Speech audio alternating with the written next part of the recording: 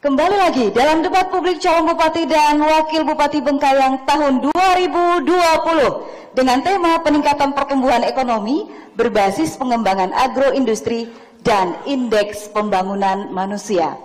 Pada sesi ini kita akan menggali lebih jauh visi misi dan program dari masing-masing pasangan calon melalui pertanyaan yang telah dirangkum oleh tim penyusun materi.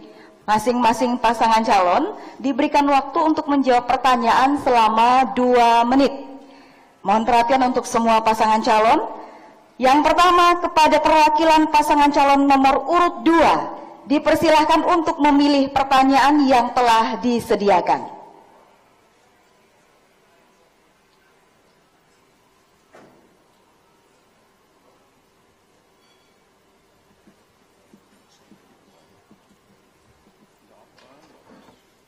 Baik, bersiap untuk pasangan nomor urut 2. Pertanyaannya adalah, dalam 3 tahun terakhir pertumbuhan ekonomi Kabupaten Bengkayang cenderung melambat dan menurun dari 5,62% tahun 2015 menjadi 5,23% tahun 2019 dan tahun 2020, pertumbuhan ekonomi Kabupaten Bengkayang akan mengalami kontraksi atau tumbuh negatif.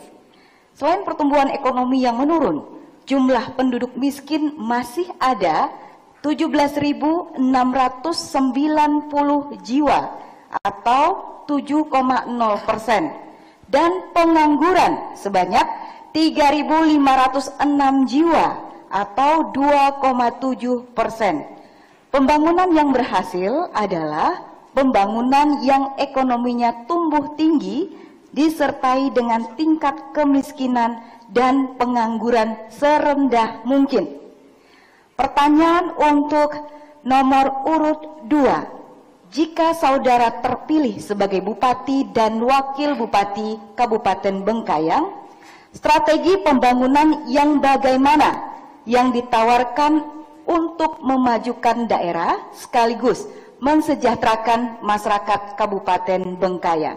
Waktu Anda menjawab 2 menit dimulai dari Anda berbicara. Baik, terima kasih. Memajukan desa, memajukan daerah. Dalam Undang-Undang Otonomi Daerah Nomor 23 Tahun 2014 disebutkan pemerintah daerah jauh lebih besar untuk mengurus pemerintahannya, termasuk dalam hal ekonomi, guna mewujudkan daerah, memajukan daerah. Terobosan yang ingin kami lakukan adalah investasi dan menarik investasi, mendorong pembangunan teknologi, kemudian juga menerapkan Undang-Undang Omnibus Law untuk mempercepat perizinan agar investasi bisa dilakukan di daerah untuk mengurangi pengangguran, menciptakan lapangan kerja agar ekonomi masyarakat membaik dan hidup akan sejahtera. Waktu Anda masih ada? Daerah Bengkayang adalah daerah pertanian, maka kita akan menggalakkan pertanian, kita akan bangkitkan kembali swasembada sehingga kita berupaya untuk memajukan pertanian, sehingga pertanian itu adalah dasar untuk kemakmuran masyarakat. Terus terang, kalau tanpa pertanian kita juga tidak bisa buat apa-apa. Oleh karena itu, kami berjanji kami akan memperkuat dari sektor pertanian, perkebunan, dan perikanan. Oleh karena itu, nanti kita kalau terpilih, kita upayakan supaya itu semua meningkat, supaya kita bisa menikmati kesejahteraan itu sendiri. Mungkin itu saja yang dapat kami sampaikan. Dan saya pikir infrastruktur juga mendukung, harus didukung oleh infrastruktur.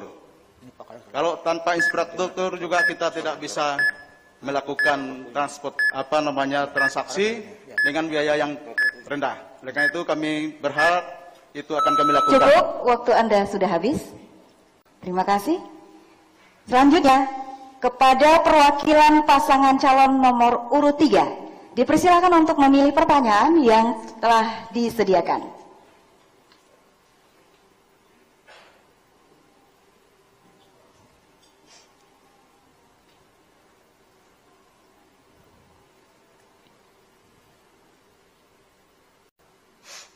Masih disegel, pasangan nomor urut 3 bisa dilihat.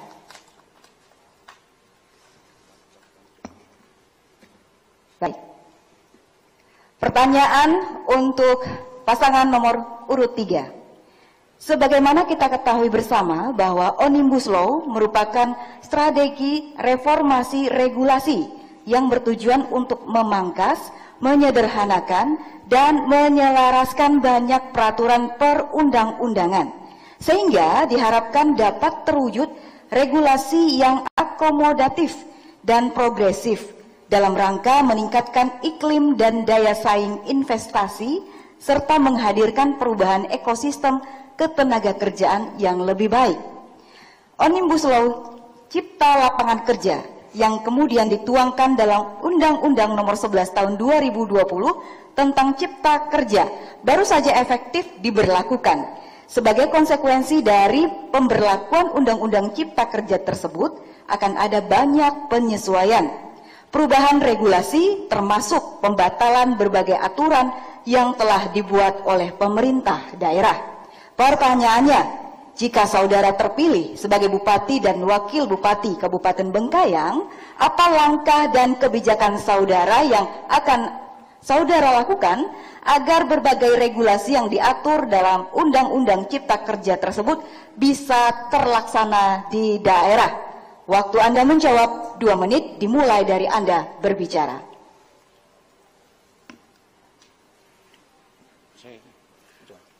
Mempermudah regulasi untuk agar investor mau masuk ke Kabupaten Bengkayang, ini yang menjadi utama yang harus kita laksanakan. Karena apalagi ekonomi Bengkayang di bawah sesuai dengan yang telah ditargetkan. Inilah yang membuat investor tidak mau atau kurang masuk ke Kabupaten Bengkayang. Investasi yang meningkatkan pembangunan di Bengkayang adalah investasi di bidang pariwisata, investasi di bidang produk air minum, investasi dengan adanya pelabuhan internasional, investasi di bidang pertambangan. Inilah yang merangsang agar pembangunan regulasi yang dimudahkan investor bisa masuk ke Bengkayang dan Bengkayang bisa maju dalam ekonominya. Waktu Anda masih ada, silakan. Mewujudkan pendapatan daerah yang bersumber dari sektor perkebunan kelapa sawit, mengoptimalkan program sosial perusahaan perkebunan kelapa sawit untuk kesejahteraan rakyat sekitar, pertumbuhan kegiatan ekonomi di sekitar perkebunan dengan bertambahnya warung-warung makan dan kopi, rumah kos, kontrakan, dan sebagainya, mendorong masyarakat berwirausaha dengan memberikan pembinaan berkelanjutan kepada pelaku dan kelompok pengusaha, penguatan BUMDes secara efektif dan efisien. Cukup, waktu Anda habis. Berikutnya kepada perwakilan pasangan calon nomor urut 4, dipersilakan untuk memilih pertanyaan yang telah disediakan.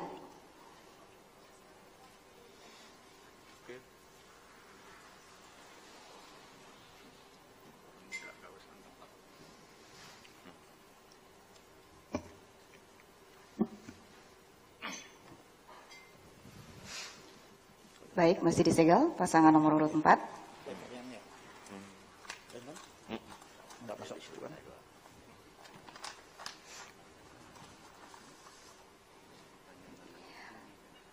Pertanyaannya adalah untuk pasangan calon nomor urut 4. Sebagaimana diketahui bahwa wilayah Kabupaten Bengkayang terdiri dari 17 kecamatan dan 122 desa yang secara topografi kewilayahan terdiri dari wilayah pesisir, pulau, pedalaman, dan kawasan perbatasan antar negara dengan negara bagian Sarawak, Malaysia Timur. Setiap wilayah tersebut punya karakter, persoalan, dan tantangan yang berbeda.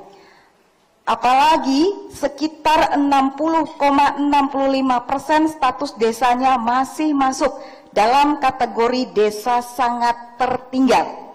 Pertanyaannya, berangkat dari kondisi topografi kewilayahan yang seperti itu, jika saudara terpilih sebagai Bupati dan Wakil Bupati Kabupaten Bengkayang, apa roadmap dan rencana strategis saudara untuk meningkatkan infrastruktur dan standar pelayanan publik yang berkualitas, cepat, mudah, terjangkau, dan berkeadilan di Kabupaten Bengkayang? Waktu Anda menjawab 2 menit dimulai dari Anda berbicara. Terima kasih.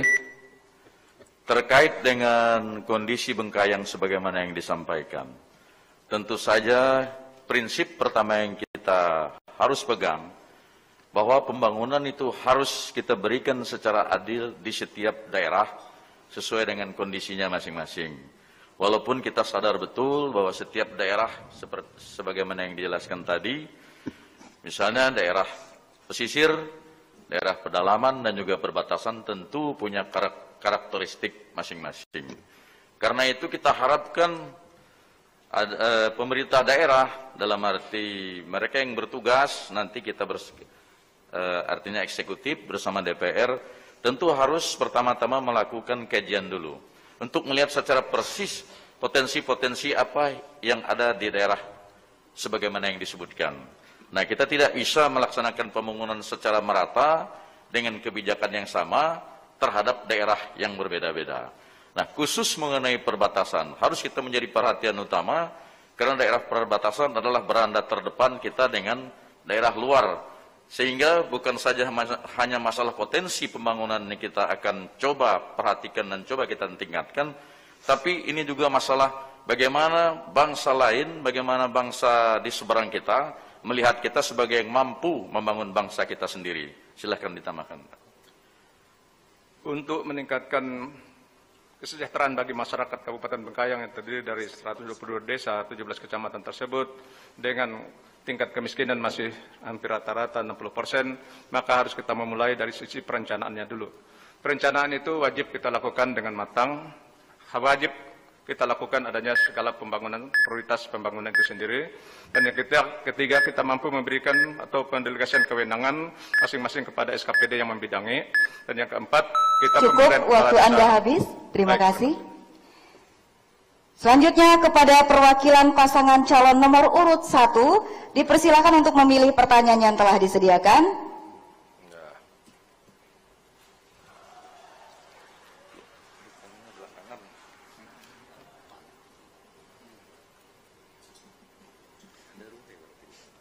Baik, untuk pasangan nomor urut 1 masih disegel pertanyaannya.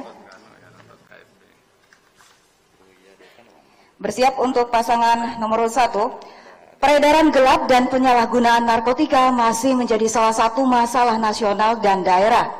Menurut data dari Polres Bengkayang, bahwa penanganan kasus narkoba hingga tahun 2019 mencapai 36 kasus. Tingginya angka kasus tindak pidana narkoba tersebut karena memang Kabupaten Bengkayang memiliki daerah perbatasan darat langsung dengan negara tetangga Sarawak, Malaysia, sehingga menjadi salah satu wilayah rawan peredaran narkotika dan barang ilegal di Kalimantan Barat. Pertanyaannya, jika saudara terpilih sebagai Bupati dan Wakil Bupati Kabupaten Bengkayang, apa upaya dan kebijakan yang saudara lakukan untuk mendukung Inpres nomor 2 tahun 2020 tentang pencegahan dan pemberantasan penyalahgunaan dan peredaran gelap narkotika dan prekursor narkotika P4GN, khususnya pencegahan peredaran dan penyalahgunaan narkoba di wilayah Kabupaten Bengkayang. Waktu Anda menjawab 2 menit dimulai dari Anda berbicara. Baik, terima kasih kepada moderator dan panelis atas pertanyaannya.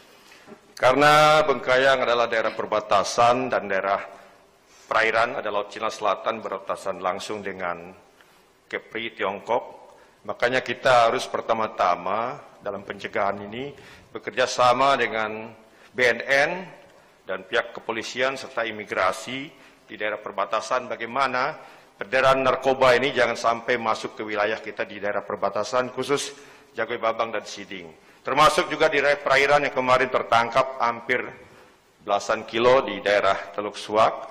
Jadi ini salah satu juga kita harus mencegah melalui perairan, kerjasama BNN, Polair, dan Interpol, agar benar-benar peredaran narkoba ini bisa kita cegah sampai masuk ke Bengkayang. Karena narkoba ini sangat berbahaya. Intinya juga kita harus memberikan edukasi di tingkat sekolah, baik dari SD, SMP, SMA, bagaimana narkoba ini berbahaya. Tentunya tidak harus dikonsumsi oleh para masyarakat maupun anak-anak kita, karena dimulai dari kecil itu tentunya bisa melebar sampai seterusnya. Untuk itu, kita mendukung Inpres nomor 2 ini, kita harus bekerjasama dengan BNN, bagaimana mengantisipasi peredaran narkoba di daerah perbatasan. Karena kartel perbatasan sangat kuat, untuk itu kita harus berantas di situ, kerjasama dengan BNN, kepolisian, dan juga imigrasi, dan juga bea cukai, termasuk di daerah perairan. Ini juga harus kita antisipasi, waspadai orang keluar masuk melalui air, atau melalui Laut Cina Selatan, yang di daerah Lemukutan, termasuk Kabung dan juga sekitar Teluk Suak. Ini adalah salah satu cara bagaimana narkoba jangan sampai masuk ke Kabupaten Bengkayang. Jadi kita bersama dengan BNN, Interpol, kepolisian, imigrasi. Itu mungkin yang dapat saya sampaikan pada debat pada malam hari. Terima kasih. Waktu Anda masih ada, silakan. Habis. Cukup? Baik.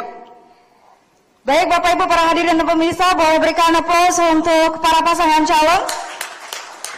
Hadirin dan pemirsa, kita akan kembali sesaat lagi, tetap di debat publik calon Bupati dan Wakil Bupati Bengkayang tahun 2020, kami akan segera kembali.